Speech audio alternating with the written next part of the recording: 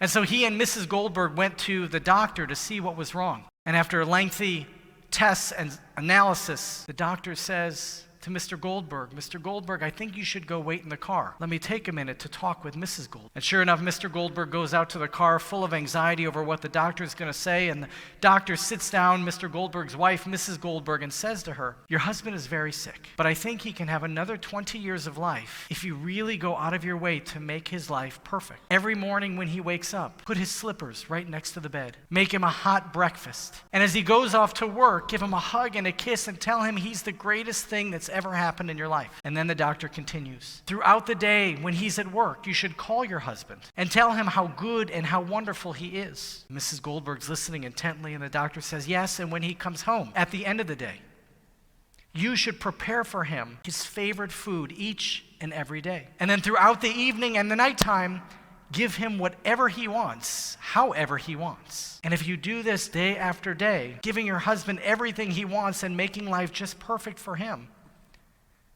he'll have another 20 years. Mrs. Goldberg finishes listening to the doctor, and she goes out to the car. And she sits down next to Mr. Goldberg, who, full of anxiety, says to Mrs. Goldberg, what did the doctor say? Mrs. Goldberg responds to her husband, he said you're going to die.